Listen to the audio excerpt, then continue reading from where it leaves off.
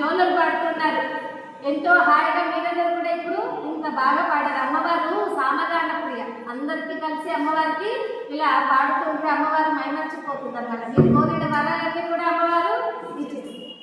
ఆ విధంగా ఆ శిశువులకు ఇద్దరికి కూడా ఇక నామకరణ మహోత్సవాలు జరిపించాలి అనుకుంటున్నారు కుసుమశ్రేష్ఠి వారు. 11వ రోజున వైశాఖ శుద్ధ షష్ఠి అవుతుంది. ఆ రోజున నామకరణం, మరుసటి రోజు వైశాఖ శుద్ధ సప్తమి రోజున డోలాయనం అంటే బారసాలు ఇవి జరపాలని ఆ కుసుమశ్రేష్ఠి వారు తలంచి అందరినీ కూడా ఆహ్వానం పంపారు. తండాలుగా అందరూ వచ్చేస్తున్నారు. ఇక నామకరణ మహోత్సవాలు జరిపించాలి అని అనుకుంటున్నారు. అప్పుడు మహర్షులందరినీ కూడా పిలిచారు. ఎందుకంటే పూర్వకాలంలో అందరూ కూడా మహర్షుల చేతికి, జ్ఞానం తెలిసిన వారి చేతికి చిన్న శిశువులను అందిస్తే వారి యొక్క తపోశక్తి, వారి యొక్క మేధాశక్తి, వారి యొక్క జ్ఞానశక్తి ఈ పిల్లలకు కూడా రావడంతో ఈ పిల్లలకు ఉన్నటువంటి గ్రహ దోషాలు, నక్షత్ర దోషాలు అన్నీ కూడా తొలగిపోతాయని అర్థంగా మహర్షులకి ఇచ్చేవారు. అందుకనే చెప్తుంటాం, సాధూనాం స్పర్శనం పుణ్యం, సాధూనాం స్పర్శనం పుణ్యం, సాధూనాం స్పర్శనం పుణ్యం, సాధూనాం స్పర్శనం పుణ్యం అని మనం ఆ శ్లోకం చెప్తూ ఉంటాం. అంటే సాధువులను మనం దర్శిస్తే పాపమంతా తొలగిపోతుంది, వారిని స్పర్శిస్తే పుణ్యం కలుగుతుంది అనేటువంటిది మనం తెలుసుకుంటూ ఉన్నాం. ఆ విధంగా మహర్షుల చేతికిచ్చి కుసుమశ్రేష్ఠి వారు, ఓ మహర్షులారా మా పిల్లలకి నామకరణాలు మీరే జరిపించండి అని అన్నారు. అప్పుడు మహర్షుల వారు అంటున్నారు, ఓ కుసుమశ్రేష్ఠి గారు మేము ఏమని పేరు పెట్టాలి అని. ఎందుకంటే నార్మల్గా అంటే మామూలుగా సహజంగా పుట్టినటువంటి శిశువులకి వారి యొక్క ముఖ లక్షణాలను చూసి పూర్వం నామకరణాలు చేసేవారు. అసూయ లేదనుకోండి అనసూయ అని నామకరణం చేశారు. చంద్రబింబం లాంటి ముఖం ఉందనుకోండి చంద్రావతి అని పేరు పెట్టారు. ఇలాగా వారి ముఖ లక్షణాలను చూసి పేరు పెట్టేవారు. మరి ఇప్పుడు పెడుతున్నారు ఏమిటి, పింకు, బాబ్జీ కదా, బంకి, బన్నీ ఇలా పెడతారు. ఇలా పెట్టడం వల్ల వాళ్ళకి అలా పిలుస్తుంటే వాళ్ళకు కూడా అవే లక్షణాలే వస్తాయండి. కానీ ఎవరు కూడా ఇలాంటి పేర్లు ఎప్పుడు కూడా పెట్టకూడదు అనమాట. అందుకని మహర్షుల వారు చెప్తున్నారు, అంటే నార్మల్గా వ్యవహార నామము ఈ విధంగా 3 పేర్లు పెట్టుకుంటారు అన్నమాట. నామ నక్షత్ర నామము ఇలా నామకరణం.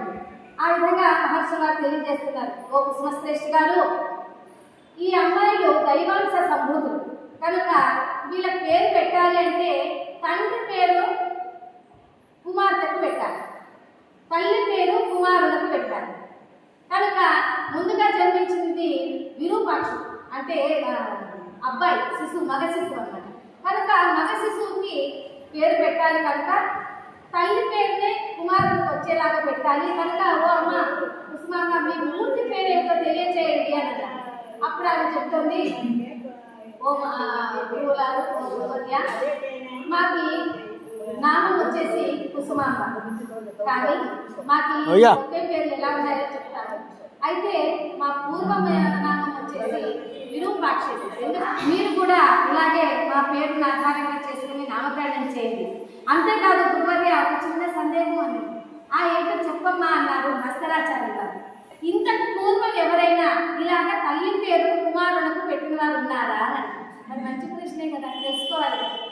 ఎందుకు లేదమ్మా, చాలా మంది ఉన్నారు. చారిత్రాత్మకంగా, ఆధ్యాత్మిక పరంగా పురాణాలలో మనకి అంజనీదేవి కుమారునికి ఆంజనేయుడిని, మత్స్యగంధ కుమారునికి మత్స్యగంధుడని, అలాగే మనకి సౌమిత్రి అంటే సుమిత్ర కుమారునికి సౌమిత్రుడు, అంటే లక్ష్మణ్ అన్నమాట.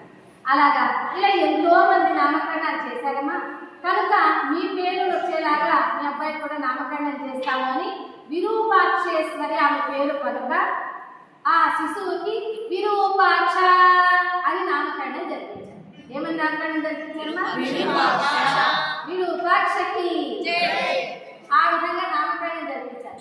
ఆ తర్వాత ఇక స్త్రీ శిశువు కూడా జన్మించింది కదా, స్త్రీ శిశువు కూడా మరి నామకరణం చేయాలి కనుక గురువర్యులు వచ్చి కుసుమశ్రేష్ఠి గారితో, ఓ మహారాజా అమ్మాయికి నామకరణం చేయాలి అంటే తండ్రి పేరును ఆధారంగా తీసుకొని నామకరణం చేయాలి కనుక మీ పూర్తి నామధేయం ఏమిటో తెలియజేయండి అన్నారు.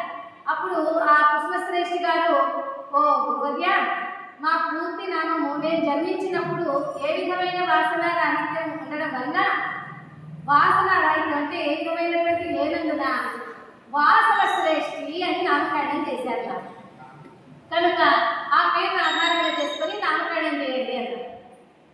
అందుకంటే ఆ అమ్మవారికి మహర్షులు వాసవ శ్రేష్ఠని ఆధారంగా చేసుకొని తన ఇంటి పేరు శ్రీవాస అనే ఇంటి పేరును ఆధారంగా చేసుకొని అమ్మవారికి వాసవి అని నామకరణం చేశారు. ఏమని చేశారు? వాసవి అని నామకరణం చేశారు. వాసవి అని మనకు తలుచుకున్నప్పుడల్లా త్రిమూర్తులను కూడా తలుచుకున్నటువంటి పుణ్యం వస్తుంది మనకు. ఎందుకంటే వా అనగా వాసుదేవుడు విష్ణుమూర్తి, స అనగా సత్యలోకాధిపతి బ్రహ్మ, వి అనగా విశ్వేశ్వరుడు ఈశ్వరుడు.